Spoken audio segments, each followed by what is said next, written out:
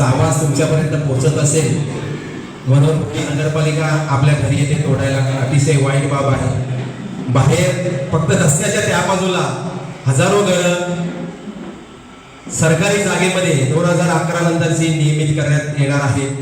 घराची तक्रार केली की त्या ठिकाणी मात्र येते कारण तिथे तोडपाणी आपण सरळ बोलतो।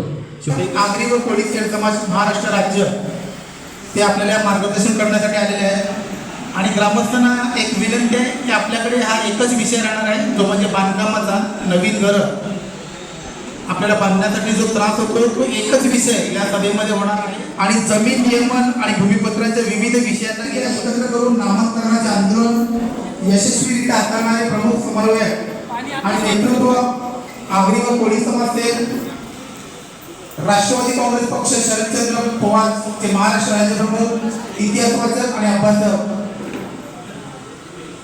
पुन्हा पहिल्यांदा ग्रामस्थांचं मी त्याचा आभार व्यक्त करतोय की ते वेळात वेळ काढून या सभेसाठी उपस्थित झालेले आहेत।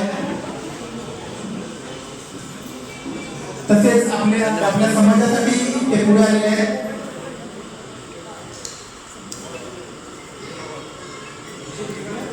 गावातले आपले तरुण युवक आपल्या गावाचं जे भविष्य आहे आपण न असता खाली बसायचं मंदिरात जागा भरपूर आहे कारण अजूनही बरेच महिला भगिनी आणि आपल्या येणाऱ्या पुढच्या पिढीच्या भविष्यासाठी कारवाई हा शब्द ऐकलेला आहे पण बुलडोझर आणि पोकलन घेऊन कारवाई त्या अनुषंगाने आज त्या दिवशी आपण सगळ्यांनी एकत्र येऊन उठाव केला।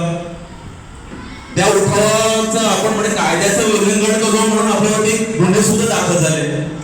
एक कुठे तर दुर्दैवाची गोष्ट आहे। आज आपण ह्या विषयावरती खूप महत्वाचा विषय ह्या विषयावरती आपण मार्गदर्शन करावं म्हणजे शासनाच्या नियमानुसार आपण आपली घरं कशी बांधू शकतो त्याला संरक्षण कसं मिळेल ह्याची कायदेशीर कारवाई किंवा कायदेशीर माहिती मिळणं आपल्याला खूप महत्वाचं आहे। त्याच अनुषंगाने आज आपण बघतोय आज आपल्या कार्यक्रमाचे प्रमुख अतिथी निलेश ज्ञानेश्वर पाटील आज निलेश दादांविषयी बोलायचं जवळ आमचं 2018 पासून संपर्क आहे। बऱ्याच वेळेला असं विषय झाला की राईमध्ये कधी बोलवायचं कधी ना पण आज योगायोग झाला म्हणून आज आपण फक्त व्हॉट्सअपवरती मेसेज वाचतोय पण ते दिबा पाटीलना घराघरात पोहोचवण्याचं काम या निलेश दादांनी केलेलं आहे। आज ते आपले वक्ते आहेत त्यांच्यासाठी सगळ्यांना टाळ्या वाजवायच्या आहेत। दिबा पाटील काय आपला विषय तर आहेच पण दिबा पाटीलला समजण्यासाठी ते सुद्धा आपण त्याच्याकडून समजून घ्यायचं आहे। आपला विषय महत्त्वाचा अध्यक्ष आहेत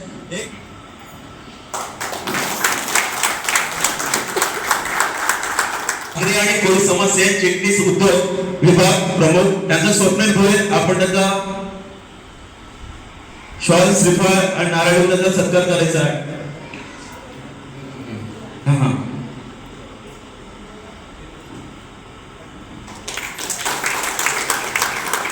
तसेच ऍडव्होकेट कौशिक पाटील आगरी आणि कोळी समाज सेवक महाराष्ट्र राज्य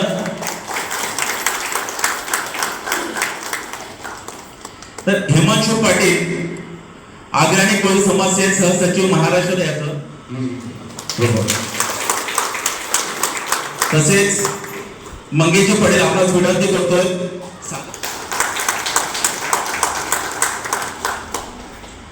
तसेच मोठा गावचे अध्यक्ष राजेशजी पाटील यांना सुद्धा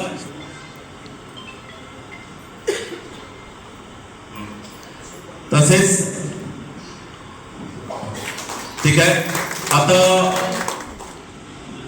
सन्माननीय आपल्या समाजाचे आणि लोकप्रिय असलेले समाजाविषयी किती तळमळ आहे याविषयी आपण समाजाला दाखल आली त्याच्यानंतर शहराचं विस्तारीकरण कुठलाही पक्ष असू दे मला पक्षाच्या मध्ये जायचं नाही परंतु समाज हा टिकला पाहिजे। समाज जर टिकला तर गाव राहील गाव राहिला तर तुझं शहर राहील आणि हे जे विना भयंकर शहर उभं राहिलेलं आहे ते आगरी समाजाच्या जागेवरच उभं राहिले आणि त्यामुळे इथं आगर आमची इथं खाजणं आमची इथं शेती आमची ठीक आहे। आता कसं शहरीकरण झालं त्यामुळे पाणी यायला लागलं सगळं प्रदूषण व्हायला लागलं तुमची शेती होत नाही मग मी काय करावं म्हणून मी आता बाजूला पेरणी झाले माझ्या शेतामध्ये पाणी यायला लागलं मी केलं आणि समोरच्याने घेतलं, ठीक आहे त्याने घेतलं आणि याला कुठेतरी वाचा फुटले पाहिजे. म्हणून आता परवाच्या दिवशी मी या इथं माझी ती भगिनी आहे ताई, आमच्या गावातील ताईबाई कमळाकर पाटील, त्या व्याज आणि सगळं धरून एक तिची 3 मुलं आहे. त्या 3 मुलांना सांगितलं की मी जोपर्यंत हयात आहे तोपर्यंत हे घर झालं पाहिजे. आणि खरोखर तिची चिकाटी बघितल्यानंतर मला गर्वाने सांगतो जावा जामा येतोय असं समजलं. त्यांचे ते नातेवाईक आहेत राजेश पाटील आमच्या मुंबई गावचे, त्यांनी मला रात्री 12 वाजता फोन केला की असं कार्यवाही होणार आहे. आता काय आहे की ह्याला एक म्हणजे कुठेतरी थांबायला पाहिजे. मग आता कसं आहे की आपले आमदार असतात, आपले खासदार असतात किंवा आपले नगरसेवक वाढत चालले, तोपर्यंत आपण त्यांची जी काही पेपर वगैरे त्यांच्यातून एक आम्हाला वाखाणण्याजोगी गोष्ट मिळाली की ऑडिट स्ट्रक्चर ऑडिट केलेलं, त्याच्यानंतर ज्या काही परमिशन आहे, आता नगरपालिकेला कुठच्याही एखादं आपलं घर बांधायचं झालं तर परमिशन मिळतच नाही आमच्याकडे. पण काय की स्वतःच्या आणि सुव्यवस्था बिघडवली नाही, पोलिसांना आम्ही सहकार्य केले. तर त्यांच्या बाबतीत की ट्रॅफिक जाम झाली नाही पाहिजे, कोणाचं आजारी आंदोलन चालले, काही पोरं शाळेत चालले, थोडा टाइम मिळाला तरी आम्ही यशस्वी झालेलो आहोत. पण आम्ही समाधानी नाही की आम्हाला असं एक चांगलं मार्गदर्शन करणारा आज आमच्याकडे वकील पण आहे, परंतु त्या वकिलांना जे आम्हाला जे सहकार्य हवं असतं ते आम्हाला मिळत नाही, बरोबरच नाही मिळत. की त्याने आम्हाला सांगितलं पाहिजे की बाबा तुमच्यावरती केस होत आहे, चला ठीक आहे आम्ही आहोत, तुम्ही मला फी देऊ नका, जो काही स्टेशनरी खर्च असेल तो तुम्ही करा. परंतु असे देखील आज आपल्या मी बघितल्यानंतर ही जी टीम बघितल्यानंतर एरवी कोण येणार नाही, तुमचा आहे कोण येतोय. आणि सगळ्यांना मी विनंती करतोय की आज आम्ही आग्राच्या आता आमच्या नंतर आम्हाला समजलं की संध्याकाळी जेव्हा 3 गावाची मीटिंग झाली, थोडी छोटी मीटिंग झाली, तर त्यामध्ये आम्हाला असं समजलं की याच्यावरती करप्शनचे अनेक आधार. पुन्हा एकदा धन्यवाद. जय हिंद, जय महाराष्ट्र. धन्यवाद. आपल्याला भोईर साहेबांनी बऱ्याचशा गोष्टी एक्सप्लेन केलेल्या आहेत. मी सगळ्यांना सांगायचं विसरतो, हे निलेश दादा आहेत आपले लाडके खासदार. आता सगळ्यात महाराष्ट्रामध्ये म्हणा आपल्या समाजात आताच्या माहितीनुसार दिबा पाटील नंतर ग्राउंड लेवलला कोण काम करतात तर बालामामांचं आता खूप चांगलं काम करायचं आहे. आणि निलेश दादांची नियुक्ती त्यांनी महाराष्ट्र राज्य आगरी आणि कोळी सेल समाज अध्यक्ष जे केले ते ह्याच्यासाठीच केलेले आहे की फक्त नवी मुंबईच्या नाही आहेत, संपूर्ण उत्तर कोकणमध्ये रायगड असेल, पालघर असेल, मुंबई उपनगर या सगळ्या जिल्ह्यातल्या समस्या त्यांच्यापर्यंत पोहोचवायच्या आहेत. त्याच्यासाठी ते कधीही आपण आपला हे मिठागराचा सुद्धा विषय त्यांच्याकडून आता हा सेंट्रल गव्हर्नमेंट पर्यंत पोहोचतोय, हे सगळ्यांच्या माहितीसाठी सांगतोय. आता आपल्याला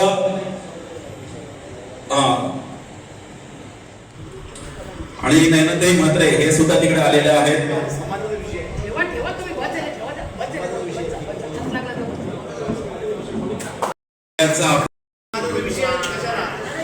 आता मी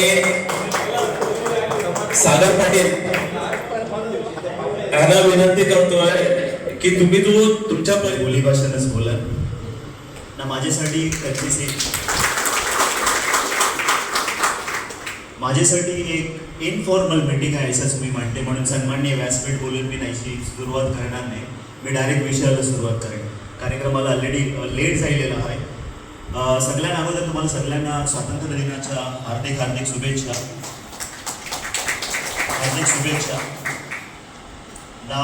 सगळ्यांनाच माहिती असेल तर आज आपण ब्रिटिश मानसिकतेचं प्रशासकीय अधिकारी त्यांना पण स्वातंत्र्य दिनाच्या हार्दिक शुभेच्छा. कारण त्यावेळी जे पद्धतीने आपल्यावर अन्याय अत्याचार केलं त्याचे पेक्षा मी वाईट म्हणून त्याचा उल्लेख करेन, म्हणजे ब्रिटिश संग्रहण म्हणून त्याचा उल्लेख करणार नाही. पण त्यावेळी पण आपल्यासाठी बऱ्याचशा गोष्टी केल्या. गावठणांचं डिमार्केशन कोणी केलं? सीमा ठरवलेलं कोणी काम केलं? ब्रिटिशांनी काम केलं. ब्रिटिशांनी. पण त्याच्यानंतर याच गोष्टी चालू ठेवायची जबाबदारी कोणची होती? आपल्या लोकांची, काले ब्रिटिशांची. बरोबर का नाही? आता मी वर्णद्वेषपणासाठी काही बोलताय असं अजिबात समजून घेऊ नका. मला काय बोलायचं आहे ते समजून घ्या. बघा आता माणूस इकडचे आले टायगर गावांचे आलेला माणूस इकडचे ठाण्याचे आलेला आहे योच मेसेज आहे ना योच मेसेज पुढंच गेला पाहिजे का जेव्हा भाईंदरचा विषय असू दे का तिकडचे ठाण्याशी लोक येतात नवी मुंबईची लोक येतात भिवंडीची लोक येतात जो मेसेज जेव्हा पुढे जाईल ना तेव्हा बघा कारवाईसाठी वाला ना त्यांचा हात पाय कापला नाही ना तर ही ताकद असते एकीची यो अनुभव आम्ही घेतलेला आहे पण आपलं चालू आहे ना आज ते जात्यानं आपण सुपानं येणाऱ्या दिवसात आपल्याला पण याच भोगायला लागणार आहे मी जाऊन मीटिंग अटेंड करायचो बऱ्याचशा गोष्टी आम्ही तिकडे शिकला आणि त्याची अंमलबजावणी आम्ही ठाण्यात करायचा प्रयत्न केला कारवाई आमच्यासाठी नवीन गोष्ट नाही आहे आम्हाला जाम सवय झालेली आहे जाम म्हणजे जाम सवय झालेली आहे पण आता आम्ही आमची आईशी पोट बांधत लावलेली आहे ना तर आता आमच्याविषयी ते कारवाई करायला विचार करतात कारण जे पद्धतीने आम्ही आता समाजाला एकत्र करत लावलेलो आहे विचार करतात सागरपाडीला मोठा व्हायची काही गरज नाही आहे अजिबात गरज नाही आहे पण आम्ही काही त्याच्यावर जास्त बोलत मेन विषय हा आपले गावठाणांचा जो विषय आहे तो किती लोकांच्याकडे प्रॉपर्टी कार्ड सनद आहे प्रॉपर्टी कार्ड नाही तर सनद आहे किती लोकांच्याकडे आहे ओके बऱ्यापैकी आहे तर बरेचशा ठिकाणी आम्ही जातो तर त्यांच्याकडे प्रॉपर्टी कार्ड ओके बंद केलेले आहे लोकांच्या मनात एक मोठा गैरसमज असतो त्यांना काय वाटते माझं घर आहे ना ही घरपट्टी माझ्या नावावर आहे ना म्हणजे मी एकदम सेफ आहे मला कोणता बापूस पण मला कोण काही करू शकत नाही पण एक गोष्ट लक्षात ठेवा घराची मालकी आणि ते घराच्या खाली जी जमीन आहे त्याची मालकी हे दोन्ही विषय वेगवेगळा तुम्हाला काय करायचं आहे सगळ्यात जास्त घराची घरपट्टी सगळ्यांचीच नावं असतात आपल्याला ते घराच्या खालचे जागा आहे ना त्याचा मालकी हक्क आपल्याला पहिला भेटायला पाहिजे आणि तो जर आपल्याला भेटला नाही ना तर येणाऱ्या दिवसांना जाम प्रॉब्लेम फेस करायला लागते बरंचसा प्रॉब्लेम फेस करायला लागते मी अजून एक रिक्वेस्ट करते आपल्या आजूबाजूच्या गावात चौदा आर्किटेक्ट असते आर्किटेक्ट सगळ्या एकत्र या आता प्रत्येकाला समजायचं आहे का माझ्या घरावर कारवाई होते ना त्याच्यानंतरच आपल्याला करायचं आहे मी एक छोटीशी गोष्ट सांगते ना त्याच्यानंतर मी थांबते कारण कार्यक्रमाला ऑलरेडी उशीर झालेला आहे दादाला बऱ्याचशा टेक्निकल गोष्टी मांडायच्या तेव्हा तो झाड काय होणार आहे नष्ट होणार आहे पण एक गोष्ट लक्षात ठेवा ते वडाचे झाडाचा जो मूल आहे ना तो मूल एकच आहे फांद्या जरी वेगवेगळ्या वाटत असल्या तरी पण ते झाडाचा मूल एकच आहे याच्याशी मला एक गोष्ट सांगायची आहे जरी आपण वेगवेगळ्या गावांशी असलो तरी पण आपला मूल तोच आहे आपला इतिहास सारखाच आहे म्हणूनच आपल्याला एकजूट ठेवायचा आहे याच्या नंतर पण आता तर मी आमच्या ठाण्याची मी एकटाच आलेलो आहोत पण याच्या नंतर तुम्ही जेव्हा मोठं आंदोलन उभा कराल ठाण्याची जास्तीत जास्त सहभाग आपल्या आंदोलनासाठी कसा व्हायला त्याच्यासाठी मी नक्कीच प्रयत्न करेन एवढा बोलून मी माझे 2 शब्द संपवतो 35 किलोमीटर लांब म्हणजे पालघरपासून अर्नाळ्यापर्यंत त्याचा अर्नाळा किल्ल्यापर्यंत रनवे येतोय म्हणजे एक वस्तुस्थिती आहे काही दिवसापूर्वी आनंद अंबानीचा वाढदिवस साजरा केला सगळ्यांच्या माहितीसाठी तो वाढदिवस केळगावमध्ये साजरा केला हे कोणाला माहिती नसेल आणि जे आपले स्थानिक भूमिपुत्र आहेत ना त्यांना सगळ्यांना तरी 4 व्हीलर लागले मग त्याचं उद्दिष्ट कोणही जे व्यापार आहेत ते स्वतःच्या स्वार्थाशिवाय कोठे देत नाही आपल्याच लोकांना त्यांनी 4 व्हीलर गाड्या दिल्यात म्हणजे कुठेतरी एक त्यांनी सिग्नल दिलेला आहे आणि त्याच अनुषंगाने आपण काय करतोय सागरने बोललं की आम्ही नवी मुंबईवरून ठाण्यावरून टायगरवरून राईमध्ये आलो आता त्या वाढवून एकदा या 2 नगरसेवकांसाठी जोरदार टाळ्या वाजवा अतिशय मोलाची सुंदर तुम्ही गाडी दिली बरोबर वाटलं नव्हतं कारण नगरसेवक या कार्यक्रमाच्या काही कार्याला येत नाही परंतु तुम्ही दोघे उभे राहिलात त्याबद्दल कळलं तुम्हाला तुमचं मनापासून आभार आणि म्हणजे भगवान पाटील यांनी सांगितलं की तुम्ही समाज आमच्यावर काय ते गुन्हा आहे गुन्ह्यामध्ये जे आता अफवा झाले गुन्हे दाखल झाले ठीक आहे 4 वर्षाचं काय वकील जो असेल म्हणजे त्यांनी आम्हाला सुद्धा मी आता नगरसेवक होण्याच्या अगोदर पासून आहे पण त्याचा या स्थानिक पातळीला तुम्हाला त्याच्या बद्दल एक अजून सांगतो त्याला एकत्र होतं ना ते त्याला खट्ट आणि तो मला वाटतं 1990 पासून तो आपल्या महापालिकेत आहे पण त्या दिवशी पासून त्याला आपला समाज खट्ट आणि समाजावर कसं काय करता येईल कसं आपल्या समाजाला त्रास देईल हेच त्याचं उद्दिष्ट आहे त्याला आता कालच्या झालेल्या महासभेत मी खूप घेतलं की आजपर्यंत कधी आमच्या गावाला आणि आपल्यात उपस्थित झालेले आपले प्रमुख वक्ते आणि प्रमुख मार्गदर्शक निलेश जी पाटील आणि इतर मान्यवर आणि जमलेले सर्व ग्रामस्थ. सर काही म्हणजे गेल्या 2019 पासून आमच्या या तिन्ही गावाला म्हणजे मीरा भाईंदरमध्ये 19 गाव आहे ते कारशेड झालं. पण त्याच्यानंतर गेल्या वर्षी गणपतीच्या मुद्द्यांवर पण गावाचा जो प्रॉपर्टी कार्ड आमच्याकडे सगळ्यांकडे नाही आहे. आमच्याकडे सनद आहे पूर्वी आणि ती आता बंद झाली मिळणं. आणि गेल्या वर्षी त्यांनी DLR सर्वे करायला सुरुवात केलेली, तो अर्धाच झालेला आहे, तोही कम्प्लीट झालेला नाही. म्हणजे ते झालं असतं तर आम्हाला प्रॉपर्टी कार्ड मिळायला इझी झालं असतं.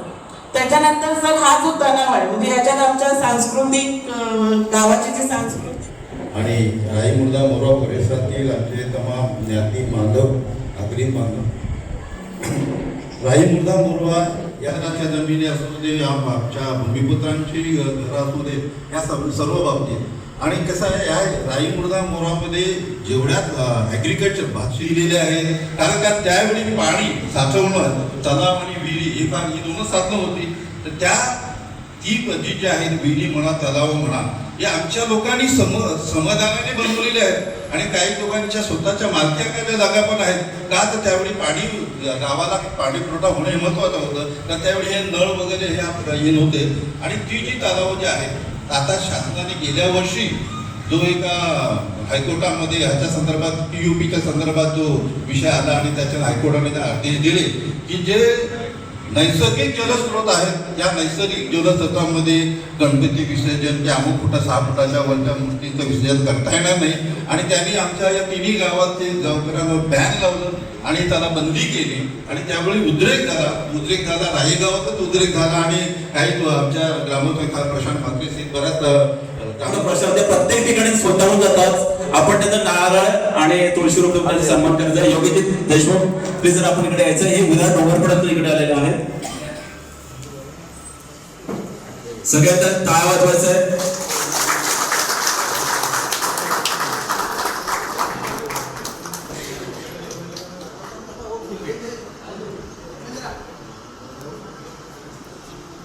धन्यवाद योगेश, तू आपल्यासाठी इकडे आलेला आहे. तुमचे खरोखर खूप कौतुक करावं प्रणमीच आहे. आता आपण ज्याची वाट बघत होतो आज आपल्या बऱ्याचशा गोष्टीचं समस्येचं निवारण निलेदादाकडून करणार आता निलेदादा आपलं हे मनोगत व्यक्त करतात. सर्वप्रथम या ऐतिहासिक गावात येण्याची मला संधी मिळते कारण की बालयोगी सदानंद महाराजांचं हे गाव आहे आणि त्यांच्याच माध्यमातून उभ्या या वास्तूमध्ये आपण सगळे बसलेलो आहोत.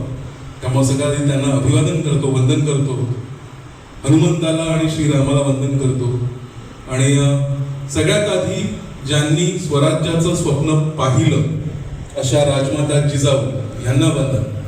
ज्यांनी ते स्वप्न प्रत्यक्षात अवतरवलं आणि स्वराज्य स्थापन केलं असं छत्रपती शिवाजी महाराज यांना वंदन. ज्यांनी ते राखलं ते छत्रपती संभाजी महाराज यांना वंदन. तुमच्या आमच्या बहुजनांपर्यंत शिक्षणाची गंगा ज्यांनी पोचवली, ते शिक्षण आलं म्हणून आम्ही विचार करायला लागलो, म्हणून आम्हाला आमचे हक्क कळायला लागले आणि म्हणून आम्ही आमच्या हक्कासाठी आवाज उंचवायला लागलो. तर असे आपल्यापर्यंत शिक्षणाची गंगा पोचवणारे क्रांतीज्योती सावित्रीबाई फुले आणि महात्मा ज्योतिबा फुले यांना वंदन. आणि मगाशी उल्लेख झाला की आपल्या समाजाच्या वाट्याला संघर्ष का, तुम्ही म्हणताय तुमच्या 3 गावांचा जास्त स्ट्रगल होतोय. पण मी पालघर पासून रायगडच्या शेवटच्या टोकापर्यंत गेल्यानंतर मला लक्षात येत आहे की सगळीकडे संघर्ष सुरू आहे. आणि तुमचा प्रश्न तुमच्या सगळ्यांचा ऐकल्यानंतर मला लक्षात आलं की थोडा सोपा प्रश्न आहे कारण की कठीण प्रश्न आम्ही ऑलरेडी सॉल्व्ह केलेले आहेत. त्याच्यामुळे थोडंसं कारण मला येता मला प्रशांत दादांनी काही आयडिया दिली नव्हती की बैठक कशा स्वरूपात असेल आणि किती पद्धतीची सभा असेल, एवढी मोठी सभा असेल याची मला जाणीव नव्हती. पण तुमचं सगळं ऐकल्यानंतर लक्षात आलं की नाही आपल्याला नक्कीच चांगलं सांगता येईल, मार्गदर्शन करता येईल. पण मी हा उल्लेख का केला संघर्षाचा, कारण की हा संघर्ष आपल्यासाठी नवा नाही आहे, हा जुना संघर्ष आहे. आणि असंच आज तुम्ही अनेक जण शेतकरी असाल, पिकाग्रांच्या जमिनी आपल्याकडे असतील, तर आपल्याकडे अशा जमीनदारी पद्धतीने या जमिनी आलेल्या नाही आहेत. आपण कसणारे शेतकरी होतो, शेतमजूर होतो. इंग्रजांच्या काळात 1932 ते 1939 त्याचा एक तरुण उभा राहतो आणि कुळ कायद्याचं आंदोलन उभं करतो. 7 वर्ष इंग्रजांच्या काळात संप चालवतो शेतकऱ्यांचा. ज्याच्यामध्ये म्हणजे विचार करा की ते शेतकरी वतनदारांची जमीनदारांची जमीन कसं होते, त्याच्यावर त्यांना अर्धदिवसच्या वगैरे बेसिसवरती त्यांना भात किंवा त्यांना धान्य मिळत होतं. ते धान्य पिकवणार नाही अशी शपथ त्यांनी घेतली. आणि असं नाही म्हणजे त्यांच्याकडे किती साठा असेल त्यांच्या धान्याचा, 1 महिन्याचा, 2 महिन्याचा, 6 महिन्याचा, 1 वर्षाचा, 2 वर्षाचा, त्या पलीकडे नाही. 7 वर्ष धान्य पिकवलं नाही. काय म्हटलं, आम्ही कसणारे शेतकरी आहोत, कसं त्याची जमिनीचा अधिकार देणार असेल तर जमीन आम्ही कसू, नाही तर आम्ही कसणार नाही. 7 वर्ष हा संप चालवणारा एक शेतकऱ्यांना म्हणजे जंगलचा अधिकार, जमीन जंगलचा अधिकार आम्हाला मिळालाच पाहिजे. यासाठी जे महाराष्ट्रातलं एकमेव आणि पहिलं जंगल सत्याग्रह झाला तो याच आपल्या कोकणच्या आणि रायगडच्या भूमीत शेतकऱ्यांचा चिरनेर जंगल सत्याग्रह झाला. त्याच्यामध्ये सुद्धा हुतात्मा पत्करणारे आपल्याच समाजाचे वंशज आहेत, आपण त्यांचे वंशज आहोत. आणि या दोन्ही वेळेला ज्यांनी त्यांना मोलाचं सहकार्य केलं म्हणजे अगदी विधिमंडळामध्ये असो, पार्लमेंटमध्ये असो किंवा कोर्टामध्ये असो, आपल्या समाजाच्या बाजूने कुळ कायद्याच्या वेळी सुद्धा अनेक गुन्हे नोंदवले गेले. जंगल बाबासाहेब आंबेडकर त्यांना वंदन की तो माणूस आपल्या आगरी गोळ्यांच्या बरोबर खांद्याला खांदा लावून उभा राहिला होता. आपल्याला अनेकांना त्यांचा विसर पडला, तो वेगळा भाग आहे, पण त्यांचे उपकार आपल्या समाजावरती अनंत आहेत, हे आपण विसरता कामा नये. आणि या जमिनी आपल्याला मिळाल्या कुळ कायद्यामुळे, आणि पुढे या जमिनी आमच्यासारख्या भागांमध्ये प्रकल्पाच्या नावाने त्या जमिनी पुन्हा घेतल्या गेल्या. तुमच्याकडे आता तो 100 कोटी रस्ता, मग तुमचं कार शेड वगैरे, त्या तुलनेने फार मोठी संकट नाही आहे. त्या तुलनेने ही छोटी संकट आहे. आपल्याला थोडासा इतिहासाचा विसर पडलाय. इतिहास आम्ही फक्त तुमची शक्ती आहे, ही लढाई तुमची आहे. ही लढाई काही निलेश पाटील नवमुंबईत येऊन लढणार नाही. ही इथली मीरा भाईंदरची लढाई तुम्हाला लढायची आहे. मुर्द्याची, मोरव्याची, राईची लढाई तुम्हाला लढायची आहे. तुम्हाला तुमच्या शक्तीची जाणीव करून द्यायला आम्ही इथे आलेलो आहोत. त्याच्या पुरताचा हा विषय आहे. राहिला प्रश्न मगाशी जे पहिलं भाषण दादा तुम्ही केलं, त्यामध्ये तुम्ही त्या एक सावंत नावाच्या अधिकाऱ्याचा उल्लेख केला. आणि म्हणजे आता आपल्या याच्यातल्या सगळ्यांना अभिवादन करून सन्माननीय व्यासपीठ माझ्यासोबत आलेली सगळी मंडळी आणि आपण सगळे एकटा सावंत नाही, तुमच्या महापालिकेत जर का तुम्ही यादी काढली तर अर्ध्याहून अधिक अधिकारी तसेच असतील. हे तुमच्या मीरा भाईंदर महापालिकेचा विषय नाही, हे ठाणा महापालिकेत पण तोच विषय आहे, आमच्या नवी मुंबई महापालिकेत तोच विषय आहे, पनवेल महापालिकेत तोच विषय आहे, केडीएमसी मध्ये जा तोच विषय, सर्वत्र हाच विषय आहे. त्यांची अडचण काय आहे ना, की त्यांची अडचण आहे की ते ज्या गावात नाही येतात तिथे दुष्काळ आहे, ते ज्या गावात नाही येतात तिथे भूकमरी आहे, ते ज्या गावात नाही येतात तिथे दारिद्र्य आहे. आणि मग जेव्हा इथे येतात, शहरात येतात, आपल्यातलं सुजलाम सुफलाम बघून त्यांचं आतमध्ये जळायला सुरुवात होते. ही त्यांची अडचण, टेक्निकल प्रॉब्लेम. याच्या लक्षात म्हणजे त्यांना असं वाटतं सारा देवाने यांनाच कसं काय दिलं, मग त्या जळफळाटामध्ये मी यांचं नुकसान कसं करू, मी यांना कसं रोखू, मी यांचा काय त्रास किती देऊ शकतो, त्याची अडचण एक वेगळीच आहे. तुमच्यासारखाच प्रश्न पण आणखी कठीण पद्धतीचा. मी तुम्हाला उदाहरण देतो आता थोडंसं आयडिया द्यायसाठी. तुम्हाला ही समोर आपण असं पकडूया की हे तुमचं गाव आहे, जिथे आजचं गाव आहे. त्या गावामध्ये जे स्टील प्लेट वरती जय श्रीला लिहिली ना मध्यामध्ये, ती तुमची मूळ गावठाण आहे, ती तुमची मूळ गावठाण आहे. मग हे जे भगव्या कलर मध्ये जय जय जय राम श्रीराम लिहिलंय आणि वरती ते जे डिजिटल चालू 1918 पासून 1930 पर्यंत, 1930-32 पर्यंत जवळपास 20 वर्ष त्यांनी जमीन, यांची जमीन, यांची जमीन, यांची जमीन, तिला त्यांनी सर्वे नंबर, सनद हे जुनं नाव झालं, प्रॉपर्टी कार्ड. आजचे जे भूमी अभिलेखला नाव आहे त्याला प्रॉपर्टी कार्ड म्हणतात, मालमत्ता त्याचं पत्रक असं त्याचं नाव आहे. प्रॉपर्टी टॅक्स आणि प्रॉपर्टी कार्ड या दोघांमध्ये जमीन आसमानाचं अंतर. प्रॉपर्टी टॅक्स म्हणजे तुम्ही जे बांधकाम केलेलं आहे त्याच्यावरचा जो तुम्ही ग्रामपंचायतीला किंवा महापालिकेला जो कर भरता तो प्रॉपर्टी कार्ड आहे, मालमत्ता पत्रक आहे. तर तुमच्याकडे त्या जमिनीचा अधिकार आहे जेवढ्या क्षेत्राचा तो प्रॉपर्टी कार्ड आहे. येतं लक्षात? तुमची जी जय श्रीराम जी गावठाण आहे त्या गावठाण 30 रुपयाची पावती काढायची. माणूस येतो, तो पहिला काय बघतो, ते बॉर्डर बरोबर आहे का, तुमची जागा बॉर्डरच्या आत आहे की बॉर्डरच्या बाहेर आहे तेवढं बघतो. बॉर्डरच्या आत असेल तर तुम्ही क्लेम केली असेल, असं पकडूया की हे आपण बॉर्डरच्या आत आहोत, ही जागा तुमची आहे, तुमच्याकडे सनद नाही आहे, या जागेवाल्याकडे सनद आहे, या जागेवाल्याला 360 डिग्री मध्ये जर का जी लोक आहेत, 2 घर आहेत, 4 घर आहेत, 10 घर आहेत, सगळ्यांना नोटिसा पाठवतील, सगळ्यांना सांगतील की ही व्यक्ती क्लेम करते की ही जागा याची आहे. तुम्हाला काय हरकत आहे का? ही जागा त्याचीच आहे का? तुमचं काय त्याच्याबद्दल म्हणणं आहे का? यांनी म्हटलं आमची हरकत 200-500 रुपये देऊन काम होत असेल तर करा आणि मोकळं करा असं. तर सांगायचं तात्पर्य नरेंद्र आपण खाजण म्हणतो, खाजणीच्या जमिनी ज्याच्यामध्ये आपण मासे पडायला जायचो किंवा मासे पाळायचो वगैरे, किंवा गुरसरणी ज्याच्यामध्ये आपण गुरं पाळायचो किंवा गवत वगैरे अशी चळवळ उभी केली. त्यावेळी अडचण अशी होती की आमच्याकडे गावठण होती, पण गावठणच्या बाहेरचा जो सगळा एरिया आहे ज्याच्यात तुमच्याकडे गुरसरणी किंवा प्रायव्हेट जमीन आहे आमच्याकडे नव्हती. का नव्हती? आमची सगळी जमीन सिडकोने संपादित केली. आमच्या गावठणाच्या बाहेर जेवढे सर्वे नंबर होते त्याच्यावर सगळे सिडकोचं स्टॅम्प 1, 2, 3, 4, 5 सगळं. आमची घरं आहेत त्याच्यामध्ये, आम्ही तिथे राहतो, आम्हाला माहितीच नाही की आमच्या घराच्या खालच्या जमिनीचा 7-12 सिडकोच्या नावाने. मग आमची मुवमेंट सुरू झाली की बाबा आम्हाला जमीन, मग आमच्याकडे कारवाई सुरू व्हायच्या. आमचं पण सेम प्रॉब्लेम. आम्हाला प्रश्न पडायचा, आमच्या कोणतरी स्वतःच्याच जागेवर जुना घर झाला, मोडायला आला, पडायला आला, पडला, त्याच्यावरती आम्हाला परत नवीन बांधकाम करायचंय. नवीन बांधकाम करायला महापालिकेत गेला, बाबा आमचं घर जीर्ण झालेलं आहे, पाडतोय, नवीन बांधायला परवानगी द्या. परवानगी तेवढं सिडकोची एनओसी घेऊन या. आम्हाला पहिला प्रश्न असायचा सिडकोची एनओसी घेऊन या.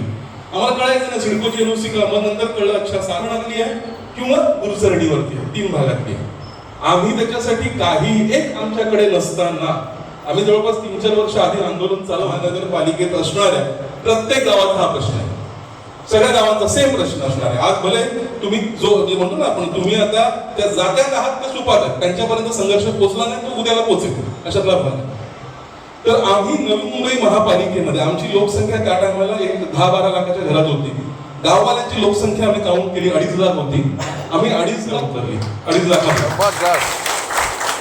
आणि मग आम्ही त्यावेळी काय म्हटलं, आमचं प्रॉब्लेम सॉल्व्ह झाल्याशिवाय आम्ही उठणार नाही. आम्ही एक मोर्चा काढला आणि 3 दिवस उपोषण केलं. उपोषणाला 25,000 ते 30,000 लोक दररोज होती 3 दिवस. पहिल्या दिवशी लाखभर लोक होती, पण आमची जमीन आमच्या नावाने करा. तर त्यांनी एक कोळीचं उत्तर दिलं, सिटी सर्वे करायला आम्ही परवानगी देतो. तिथून आमचं स्टार्ट झालं. आणि तुमच्या माहितीसाठी हे पारतंत्र्याचं लक्षण आहे. तसं बघायला गेलं तर आपल्याकडे ते वैचारिक स्वातंत्र्य किंवा जमिनीचं स्वातंत्र्य किंवा गावाचं स्वातंत्र्य शिल्लक राहिलं नाही अशातली परिस्थिती आहे. पण तरीही आपण आपल्या त्या पूर्वजांनी आपण लहानपणी ऐकलं ना, एक काठी तोडता येते, 10 काठीचा जुडगा नाही तोडता येत. सेम सिच्युएशन सेम आहे. तुमच्या एकट्या दुकट्या एका गावाला कोणी विचारणार नाही, पण अख्खी गावं जर का एकत्र उतरली तुमची दखल घ्यायला तर तुमचं काम सोपं आहे.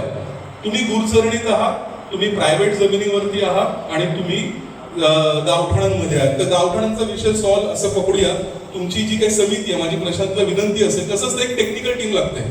आमची आगरी कुळी यात मोठा प्रॉब्लेम आहे. नेत्यांना सांगितलं हे निवेदन वाचा, आमचं निवेदन कधीच कुठल्या नेत्याने वाचलं नाही. ते 2-2 पानाचं निवेदन सगळे वाचायचे, विषय वाचला, शेवटची ओळ वाचली का संपला काय. तर शरद पवारांकडे आम्ही 2019 मध्ये घेऊन गेलो होतो. त्यांना स्वतंत्र 3 पानाचं निवेदन दिलं. त्या माणसाने एक ना एक ओळ वाचली. मग नंतर म्हटलं अच्छा अरे तुमचा प्रॉब्लेम तर महसूलमध्ये पण येतो, नगर विकासमध्ये पण येतो, ह्याच्यामध्ये येतो. 3-4 सेक्शन्स आमचे एकत्र होते. मग ते म्हटलं साहेब बरोबर आहे, आमचं हे 3 वेगवेगळ्या मंत्रालयांमध्ये अडकलेलं घोडं आहे. त्याला काढायचं असेल तर 3 मंत्रालयांना एकत्र बसवायला लागेल आणि मग ते घोडं बाहेर निघेल. त्यांनी ती बैठक लावली. असंही म्हटलं सगळ्यात आधी आपल्याला लागेल डेटा. डेटा काय की तुमची अशी किती घरं. आता राईचं उदाहरण घेऊया, राईची 1200 घरं. मग 1200 घरं कुठल्या नोटिफिकेशन प्रमाणे, जर का तुमचं घर 1500 फुटाच्या आत असेल, 1500 फुटापर्यंत त्यांनी ते नियमितीकरण दिलंय. जनरली आपली घरं 1000, 1200, 1500च्याच घरात असतात. मोजकी लोक असतील की 1500च्या वर असतील. आणि 1500च्या वर असतील ते शक्यतो गुरचरणीवरती नसतात, तर त्यांच्या खासगी जमिनीवरती असतात. तर गृहीत धरूया की मॅक्झिमम लोक 1500 फुटापर्यंत आहेत. मग 1500 फुटावाल्या लोकांसाठी आता रिसेंट GR आलेला आहे. 2011च्या आधीचं तुमचं ते ताबा किंवा तुमची जमीन किंवा तुमचं घर असलं पाहिजे, तर तुम्हाला एक 500 फुटापर्यंत फ्री आहे. 500 फूट ते 1000 आणि 1000 ते 1500 असं एक ठराविक दर. टेंटेटिव्ह तुमचा जो काही रेडी रेकनरचा भाव असेल त्याच्या 10% आसपास तुम्हाला रक्कम भरायची, जमीन तुमची होऊन जाईल. येते लक्षात. म्हणजे योजना आहे, योजनेची आपल्याला अंमलबजावणी करून घ्यायला पाहिजे. त्याच्यासाठी पुन्हा काय लागेल, डेटा. आपल्याला आपल्या अधिकारी असतील किंवा इतर आलेले हे जे सो कॉल्ड परप्रांतीय आपण म्हणतो, त्यांची पण तीच अवस्था आहे. त्यांच्या गावाकडे नाही म्हणून इकडे येतात. येतंय लक्षात. मग ते आपल्याला सोना नाणं बघितल्यावरती आपण गळ्यात सोना नाणं घालून मिळवतो. आपण हौशी लोक आहोत, आपण लोकांना हौशीने जेवायला बोलवतो. एरवी आपण 2 घास खाताना मोजकच खात असतो. एखादी भाजी, एखादा पाहुणा बोलवला तर 4-4 पकवान. मग समोर त्याला असं वाटतं सगळे लोक रोजची रेसच जेवतात. येतं लक्षात. आपल्या हळदीनं आपण बोलवतो, हळदीनं आपण त्यांना मेजवान्या देतो, पार्ट्या काय करतो, दारू काय पाजतो, त्यांना वाटतं रोजच दारू पार्टी चालू असते आपल्याकडे. त्याचं राईटली डेटा मेकिंग करणं, त्याच्याबद्दलचं नियोजन करणं हे गरजेचं आहे. आलं इथपर्यंत लक्षात मला जे म्हणायचंय. आता वरती तुमचं घर आहे आणि गुरजरणीच्या खालच्या जागेची सनद तुमच्याकडे नाही आहे, किंवा तुमचं गावठणच घर आहे पण तरी तुमच्याकडे सनद नाही आहे. त्यामुळे शासकीय लेखी ती सरकारी जमीन आहे, कारण तुम्ही प्रोसेस नाही केली ना. तुम्ही ते म्हणते तुमची जमीन तुमची तर कागद दाखवा. ते असं नाही म्हणत आहे की आमची जमीन आहे म्हणून आम्ही कागद दाखवतो, असं बोलतात का ते महापालिकेवाले? कधी येऊन बोलतात किंवा ही सरकारी जमीन हा कागद बघा? नाही, ते आपल्याला काय सांगतात, तुम्ही मालक आहे तर तुमचा पुरावा द्या. मग जेव्हा आपल्याकडे पुरावा नसतो तेव्हा आपल्याकडे कारवाई होते. म्हणजे तुम्ही शासकीय जमिनीवरती आहात, शासकीय जमिनीला अतिक्रमण म्हणतात, अतिक्रमणावरती MRTPच्या 53-54च्या अंतर्गत कारवाई करण्याचे त्यांना अधिकार आहे. आलं लक्षात? मग आपण पहिला आपण प्रॉब्लेम काय सॉल्व्ह केला? अतिक्रमण या व्याख्यातनं बाहेर LTTPची वगैरे परवानगी घेण्याची काही गरज नव्हती. त्यामुळे त्यावेळी गरज नव्हती, पण आज महापालिका आहे. आज महापालिकेकडे MRTPचे सगळे अधिकार आहेत. ते टाउन प्लॅनिंग ऑथॉरिटी आहे. त्याला विचारल्याशिवाय तुम्ही जर का म्हणतो ना चौथरा पण बांधत असाल ते सुद्धा अनधिकृत आहे. मग ते अनधिकृत बांधकाम टाळायचं असेल तर आपल्याला परवानगी घेतल्याशिवाय पर्याय नाही. आता दोन पद्धतीच्या गोष्टी, रस्ता कनेक्ट केला जातो, बायपास बनवा तुम्ही, 2 लेन बनवा, 3 लेन बनवा, 4 लेन बनवा, आम्हाला काय फरक पडतो? 30 फुटी बनवा, 100 फुटी बनवा, 200 फुटी बनवा, पण तो गावाच्या बाहेरून बनवा. गावातल्या ह्या रस्त्याला तुम्हाला 100 फुटी करायची अजिबात गरज नाही. आणि त्याचं सोल्युशन म्हणजे काय साहेब? महासभा. महानगरपालिकेमध्ये नगरसेवकांकडे प्रचंड अधिकार आहे. आता आपण विचार केला की हा फक्त मोराचा किंवा राईचा किंवा मोरद्याचा प्रश्न आहे, तर नाही, हा प्रश्न सगळ्या गावांचा आहे. तर आपले सगळे गावातले जे नगरसेवक आहेत, मला वाटतं आज ही मीरा भाईंदरमध्ये मेजर गाववाले नगरसेवक असावेत असा माझा अंदाज आहे. तर त्याच्यामुळे त्यांनी जर का एकत्र बसलं, पुढाकार घेतला आणि प्रत्येक गावठाणांमध्ये ही अडचण असणार आहे, तर सगळ्या गावठाणांची अडचण एक तिथं तुम्ही महासभेत ठराव घ्यायचा, त्या महासभेत ठराव घेऊन सांगायचं की बाबा इथे पर्यायी रस्त्याचं प्रयोजन करा, गावातले आतले रस्ते तुम्हाला करायला शिकलं पाहिजे, त्यांची मिटिंग घ्यायला शिकलं पाहिजे. म्हणजे समाजातल्या काही नगरसेवकांनी पुढाकार घेतला पाहिजे, बाबा ह्या आमच्या 15 गावांमधला हा सेम अडचण आहे, आज या 3 गावांना ही अडचण फेस करायला लागते. उद्याला उरलेल्या नागरिक पदुसंघाच्या मागे एक घर आहे, त्याला 4 फुटी गल्ली आहे, त्याला 4.5 मीटरचा रोड नाही आहे, तिकडे फक्त बाईक जाते आणि त्याला 2 मीटरच रस्ता आहे किंवा 1 मीटरच रस्ता आहे, तो 3 मीटरच रस्ता आहे. त्यांची अडचण होऊ शकते, त्याच्यासाठी वेगळ्या पद्धतीने सोल्युशन काढावं लागेल. तर पहिलं आपण येऊया जे 4.5 मीटर रोडवरती आहेत किंवा जे 9 मीटर रोडवरती आहेत, तर जे 4.5-9 मीटर रोडवरती आहेत त्यांना काय करायचंय? त्यांना पहिला येत नाही, त्याला तुम्ही कोर्टात जाऊन सहज स्टे घेऊ शकता. कोर्ट तुम्हाला काय म्हणेल माहितीये? दंड भरा. किंवा आता सुद्धा तुम्ही जे काही कारवाई अडवायला केलं असतं त्यावेळी म्हटले असतील गुन्हे नोंदवतो किंवा गुन्हे नोंदवू, अशा भीती दाखवल्या जातात. तर अशा भीतीला घाबरायचं नसतं. म्हणजे मी तुमच्यासमोर उभा आहे, माझ्या अंगावर 10 केसेस आहेत आंदोलनाच्या, है ना, त्याच्यापैकी याच्या अंगावर पण त्या केसेस आहेत आणि त्या 10 पैकी आता माझ्याकडे 3 शिल्लक आहेत. आपण पाळली तर बाकी तुम्ही तिथे उभे राहिला, काय बाचाबाची केली किंवा तुम्ही जर का एकत्र उभा आहात आणि ती शासनाची कारवाई रोखली गेलेली आहे, तर त्याच्याने जे गुन्हे नोंदवले जातात ते मोठे गुन्हे नसतात, ते साधे गुन्हे असतात. तुमची प्राऊड फिलिंग त्यांना द्या आणि त्याच्यामुळे ते घाबरून जाऊ नका. अजून एक गोष्ट मगाशी उल्लेख केला यांनी, प्रशांतदादांनी आणि इतरांनी पण, की अजून एक मेसेज घेऊन मी नक्कीच इथे आलेलो आहे. काही दिवसांपासून आपले जे खासदार आहेत सुरेश बाळ्यामा म्हात्रे यांच्याशी आमचा फार जवळचा संबंध आहे. म्हणजे फार आता जवळून आम्ही काम करतो आणि त्यांनीच मला सुचवलेलं आहे की निलेश भाऊ, आपल्याला आपल्या सागरी भूमिपुत्र जेवढे आहेत, आगरी, कोळी, कराडी, कुणबी, आदिवासी, या सगळ्यांसाठी आपल्याला काम करायचं आहे. यांचे काही प्रश्न असतील माझ्याकडे घेऊन या आणि मी ते सॉल्व्ह करण्याचा प्रयत्न करीन. त्यांना एक क्लिअर आहे त्यांच्या माइंडमध्ये, लोकांचे प्रश्न 2च असतात. एक असतो रेव्हेन्यूचा, प्रशासनाचा, दुसरा असतो पोलिसांचा. 2च प्रश्न असतात, बाकी कुठले प्रश्न शक्यतो नसतात. म्हणजे आता आपला पण हे जे कारवाई आहे, गावठाण आहे, हे ते म्हणजे तुमचा महापालिका आणि कलेक्टर या 2 लोकांकडे तुमचा प्रॉब्लेम आहे आणि तिसरा पोलीस प्रशासनाकडे प्रॉब्लेम आहे. तर ते दोन्ही प्रॉब्लेमला मी जबाबदारी घ्यायला तयार आहे. फक्त त्यांनी 2 गोष्टी सांगितल्या की 2 प्रकरणं माझ्याकडे आणू नका, कुठली? चोऱ्या माऱ्यांची प्रकरणं घेऊन येऊ नका, म्हणजे चोर लोकांना सपोर्ट करण्याचा आपला अजिबात इच्छा नाही. आणि तिसरं, जर का म्हणजे विनयभंगवाला प्रकार असेल तो पण माझ्याकडे आणायचा नाही. हे 2 प्रकार सोडून बाकी ते म्हटलंय की आपल्या लोकांनी डोकी जरी फोडली तरी घेऊन या माझ्याकडे, मी सॉल्व्ह करतो. इथपर्यंत त्यांचं म्हणणं आहे, पण मी म्हणतो ते पण करू नका, डोकी वगैरे नका फोडू. बाकी आपली जी ऊर्जा आहे, आपली ताकद आहे, ती चांगल्या पद्धतीने आपण लावली पाहिजे. तर त्यांचं सुद्धा मदत म्हणजे उद्याला तुमचं जसंही म्हटलं की जेव्हा दादा माझ्याकडे आले आणि शिलोत्री संघाचा जो तुमचा जवळपास 2.5 त्यांना सॉल्व म्हणतो ना त्याच्यासाठी आम्ही लवकरच 8 सप्टेंबरला आपण एक अनावरण सोहळा ठेवतोय. आपल्या 5 जिल्ह्यांची मिळून सागरी भूमिपुत्र संघटना आपण लॉन्च करतोय 5 जिल्ह्यांची. त्याच्यामध्ये म्हणजे सगळे सागरी भूमिपुत्र आले, आगरी आला, कोळी आला, कराडी आला, भंडारी आला, आपल्या कुणबी आला, आदिवासी आला, हे जे काही आपले 12 बलुतेदार सागरी भूमिपुत्र आहेत त्यांची एक मोड बनणारी संघटना आहे. जर तुम्ही तुमच्या भागात आपलं काम करताय, पालघरमध्ये काही लोक आपली काम करतायत, आम्ही नवामुंबईत करतोय, कोणी रायगडला करतोय, कोणी उरणला करतोय, पनवेलला करतोय, कर्जतला करतोय, कल्याण डोंबिवलीला घेऊन सगळे वेगवेगळे काम करतात. त्या सगळ्या वेगवेगळं काम करणाऱ्या लोकांना एकत्र आणण्याचा आमचा प्रयत्न आहे की आपली एक ताकद दिसेल. आम्ही मुंबईचे राजे आहोत हे आपल्याला सिद्ध करण्याची परत एक वेळ आलेली. म्हणजे आधी आपण म्हणतोच, पण आता हे म्हणतो ना आपण, हे बाकीचे लोक सध्या फाट्यावर मारल्यासारखं करतात आपल्याला, पण त्यांना पुन्हा उत्तर द्यायचं असेल तर आपल्याला आपली एकजूट दाखवायला लागेल आणि तो मेसेज पण द्यायला लागेल की जर का मीरा भाईंदरला प्रॉब्लेम झाला तर नवी मुंबईवाला, ठाणेवाला, पनवेलवाला पण इकडे येऊ शकतो आणि उद्याला पनवेलला प्रॉब्लेम झाला तर इथला पालघर मीरा भाईंदरचा माणूस पण तिकडे जाऊ शकतो. हा मेसेज शासनाला, प्रशासनाला देण्याची गरज आहे. गडकरी रंगायतला 8 सप्टेंबरला तो आपला कार्यक्रम होणार आहे. त्याचं मी तुम्हाला ऑफिशियल इन्व्हिटेशन सुद्धा देईन त्याचं फिक्सिंग झाल्यावरती आणि आपण सगळ्यांनी त्याच्यात सहभागी पण व्हा. पण मी इतकंच म्हणेन की तुम्ही एकटे नाही आहात. पहिली गोष्ट, तुम्ही 3 गावं नाहीत, तुम्ही 19 गावं. तुम्ही तुमच्या माइंडमध्ये फिट करायला सुरुवात करा. 19 गावांची नंतर ती कोणी म्हणजे वरतून ब्रह्मदेव आला तरी ती सोडून घेऊ शकत नाही, है ना, असं आपण ऐकून असतो. पण जेव्हा हा फॉरेस्ट ऍक्ट आला ना, हा पहिला फॉरेस्ट ऍक्ट म्हणजे इंदिरा गांधींनी जो 1980 मध्ये आणला तो वेगळा. त्याच्या आधीपासून भारत स्वतंत्र झाल्यापासून फॉरेस्ट बद्दल काही नियम व्हायला लागले. आणि तुमच्या माहितीसाठी इथे तुम्ही जर का विद्रोहीला गेला असाल, ईस्टर्न एक्सप्रेसनी मुंबईला जाताना गोदरेजची जमीन आहे भरमसाठ, मँग्रोव्हला वगैरे लागून 700 एकर पूर्ण. असं पकडा की पहिली केस होती ज्यांनी फॉरेस्टला चॅलेंज केलं, फॉरेस्टच्या फॉरेस्टच्या अधिकरणाला चॅलेंज केलं.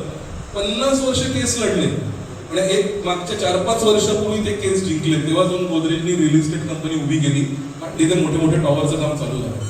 म्हणजे कायदेशीर जर का चॅलेंज करायचं ठरवलं तर अगदी फॉरेस्टवाल्यांना सुद्धा हरवता येतं. तर आपली जमीन तुलनेने सोपी आहे. आपल्याला फॉरेस्टमध्ये काही लढायला जायचं नाही. आपला विरोधक कोण? तुमची मीरा भाईंदर महानगरपालिका. तुमचा विरोधक कोण? MMRDA. तुमचा विरोधक कोण? असाच एखादा कोणतरी जो काही असं ऐकलंय मी सुद्धा. मी तेच म्हणतो, आपण आता कसं आहे ना, आपण सध्या त्यांना त्यांचं काम करू द्या. उलट ते आले तर काहीतरी वेगळं खूप घालायचा प्रयत्न करतील. म्हणजे मला काही शंका तयार झाली असेल, काही प्रश्न विचारा तर नक्की प्रश्न विचारा, मला उत्तर द्यायला आवडेल. इतका वेळ माझा ऐकून घेतला त्याबद्दल मी सगळ्यांचं अभिनंदन आणि सगळ्यांचा मी आभार मानतो. पुन्हा एकदा तरुणांना खास करून माझी विनंती असेल, बाहेर आहेत ते, या अशा चळवळीमध्ये सामील व्हा, टीमचा भाग बना. कारण की हे सगळी जी घरं जमिनी टिकवायची आहे ती अल्टिमेटली तुम्हाला मिळणार आहे. त्याच्यामुळे इथे एक आजोबा बसलेले आहेत, त्या आजोबांसाठी ते कमी महत्वाचं आहे, पण त्या पुढच्या पिढीसाठी ते जास्त महत्वाचं. कारण पुढच्या पिढीने याच्यामध्ये सामील व्हा असं मी आवाहन करतो. इथेच थांबतो. जय हिंद, जय महाराष्ट्र, जय आदिवासी, जय भूमिपुत्र, जय दिवा. धन्यवाद, अतिशय त्यांनी दिलाय.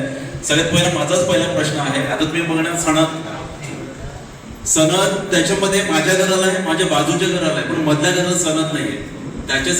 त्याच्यासाठी निवेदन ऍप्लिकेशन करून ते होऊ शकतंय. सनद म्हणजे आता ते सिटी सर्व्हे ऑफिस झालं, भूमी अभिलेख.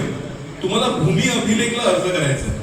तुमच्या भागाचा जो उपविभागीय भूमी अभिलेख अधिकारी असेल तो ठाण्यामध्ये असतो, म्हणजे आपल्या ठाणे जिल्ह्याचा बस भूमी अभिलेखकडे तुम्हाला अर्ज करायचा आहे. धन्यवाद. आणखी आमच्याकडे आवर्जून उपस्थित आहेत असे बरेचसे आमचे शेजारचे सगळे लोक आहेत, फक्त आमचे नाही आहे तर निराकरणामध्ये असे बरेचसे लोक आहेत ते आमच्यासाठी, म्हणजे त्याचा काही संबंध नसतं. पण एक आपण ज्या गावात राहिलो, लहानाचे मोठं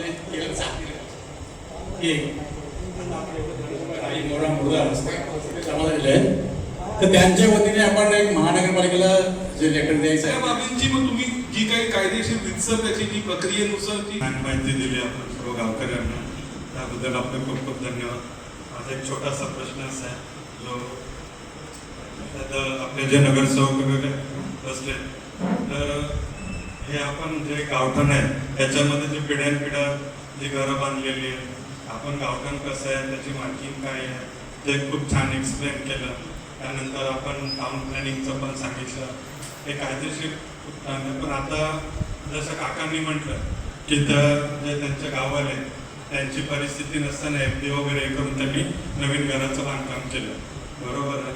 तर असे तिन्ही गावात किंवा 19 गावांमध्ये भरपूर लोक आहेत ज्यांची परिस्थिती नाही आहे आणि जुनं घर तोडून त्यांना नवीन घर बांधायची परवानगी हे करावं लागतं. परवानगीचा अर्थ काय की आपण महापालिकेत जातो, ते नॉमिनल असतील तर ते नॉमिनल चार्जेस मला वाटतं थोडं 19-20 करून एखाद्या बँकेतनं छोटंसं कर्ज वगैरे काढून 1-2 लाख रुपयाचा खर्च होत असेल. म्हणजे आपण बांधताना 20-25 लाखाचं घर बांधतोय, आज त्याचे बांधकाम होणार आहे, ते किमान 15-20 लाखाचं मिनिमम होणार आहे.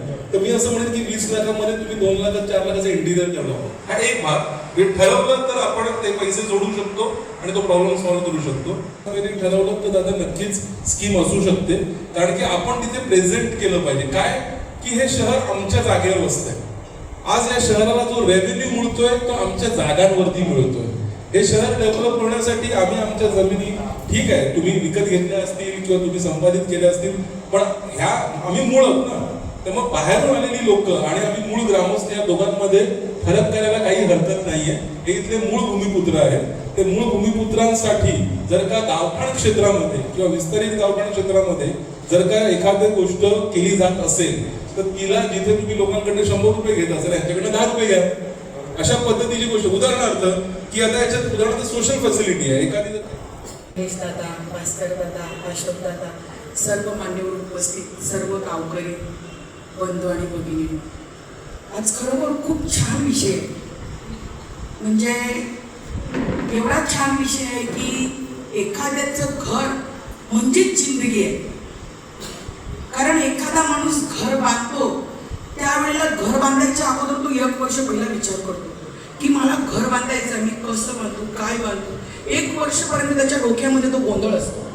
पण तो ज्या वेळेला पण यांच्या फ्लॅटची किंमत 4-4, 5-5 करोड रुपये.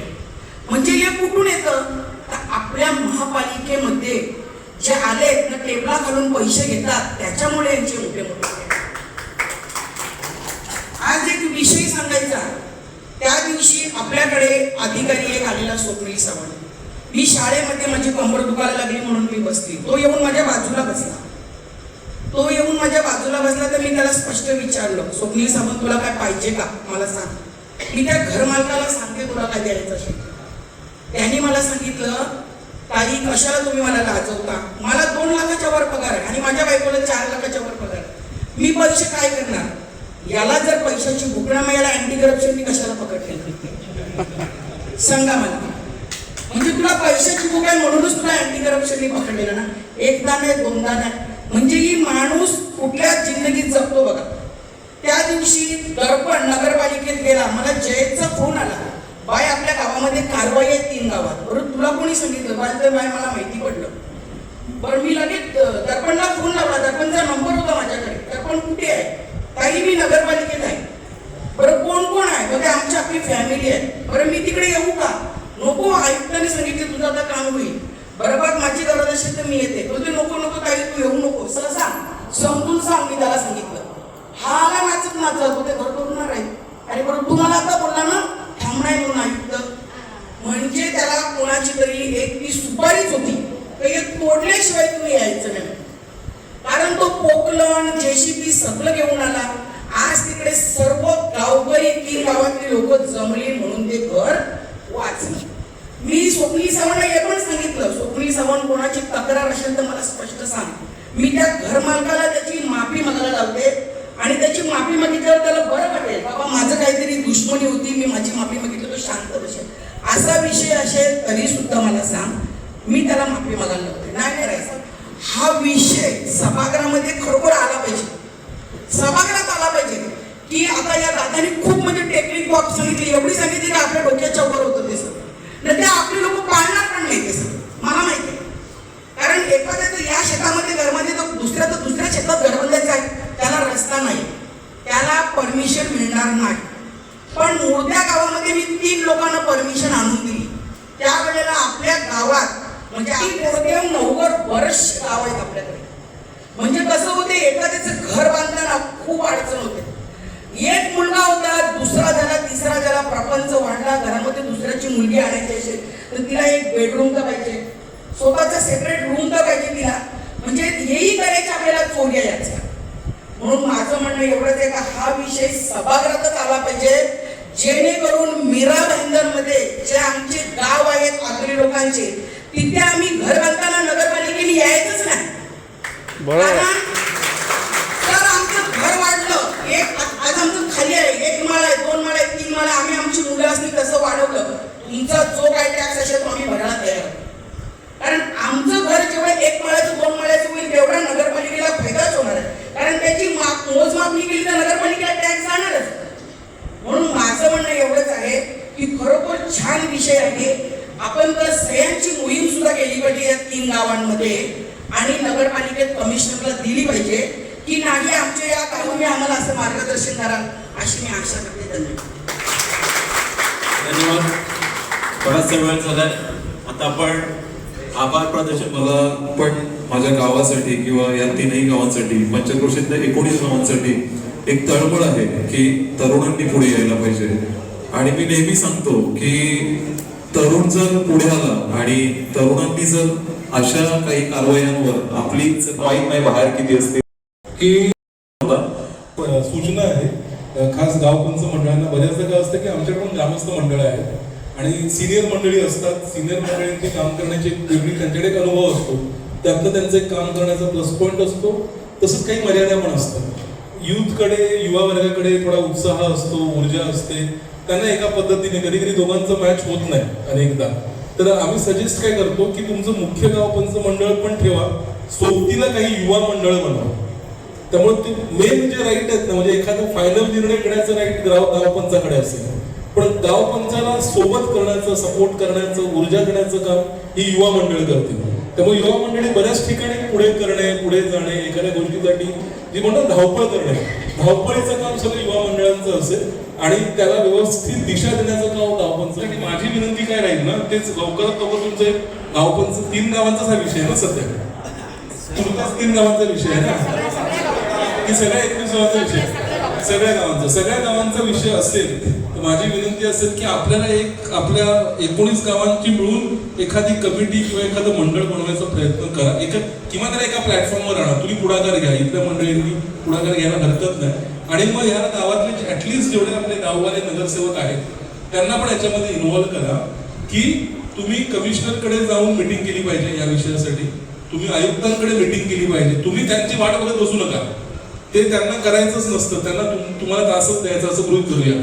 तर आपण इनिशिएटिव्ह घेऊ ना, आपण त्यांना समजावून सांगू की ही आमची कृत्रिम आम्ही केलेली तलाव आहे, ही नैसर्गिक स्त्रोताने तयार झालेली तलाव नाही आणि हे जे काय ते आमची जबाबदारी आहे. आणि आमच्याकडे सुद्धा विसर्जनाचे प्रॉब्लेम्स असतात, आमची पण तलाव तशीच आहे.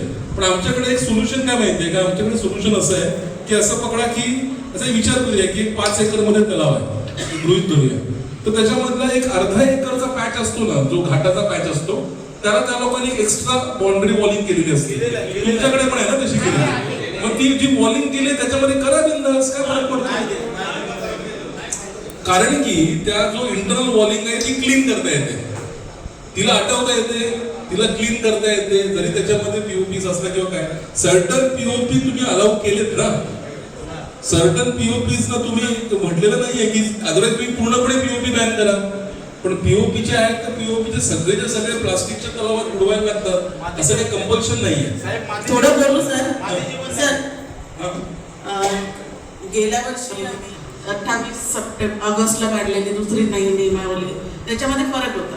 आम्ही तो फरक असा होता की जो आम्हाला बेनिफिशियल होता, जो 1.5 दिवसांनी विसर्जित करण्याची तर परमिशन द्या, तो ते असं कुठे म्हटलं नाही हायकोर्टाच्या आदेशात. तर मग हायकोर्टाच्या आदेशात तसं म्हटलं नाही, पण काही संस्थांनी आणि काही संस्थांनी महाराष्ट्र पोल्युशन कंट्रोल बोर्डाला अप्रोच केलेलं होतं, लेटर वगैरे दिलेलं होतं की आमच्या तर मूर्ती शाडू मातीच्या आहेत, मग आम्ही पण त्या कृत्रिम तलावात विसर्जित करायच्या का.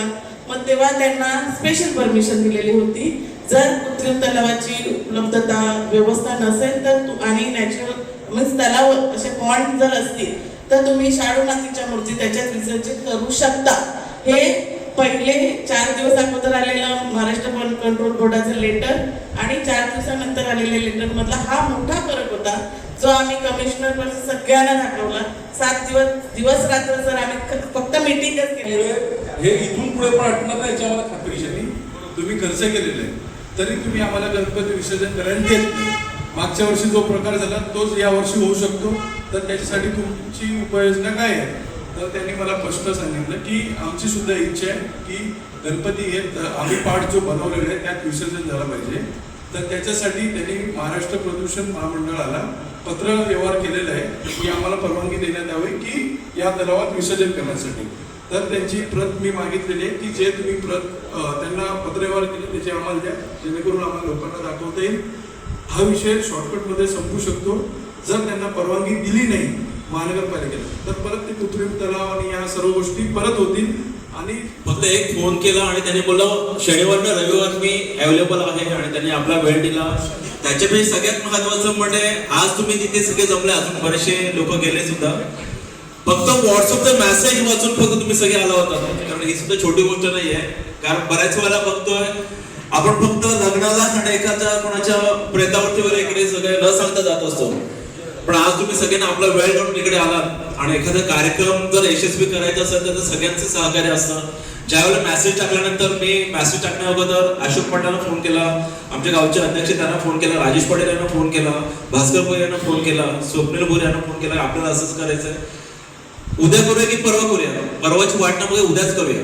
आणि सगळेजण अवेलेबल आहेत आणि त्याच्यामुळे हे झालं. गावाचा अध्यक्ष त्यांनी सांगितलं की मंदिरात घ्या, बाहेर घ्या, कुठे घ्या. दादा तुम्ही आमच्यासाठी एवढ्या लांबून आलात आणि ही बऱ्याचशा वर्षाची खंत होती की मीरा मंदिर मध्ये मला यायचंय आणि ह्या उद्देशाने आपण इकडे आलो आणि आपण आपला मोल दिला. आणि सगळेजण सागर असो किंवा कौशिक असो, संजय दादा, सगळ्यांना तुम्ही इकडे येऊन आजचं आम्हाला हे मोलाचं मार्गदर्शन केलं. हे पण इथपर्यंतच राहणार नाहीये, याच्यासाठी पुढची टीम बनवण्यासाठी आता आम्ही उद्यापासून तयारी लागू. नवगरगावचे आपले सँडी आहेत ते सुंदर पुत्र. जय महाराष्ट्र.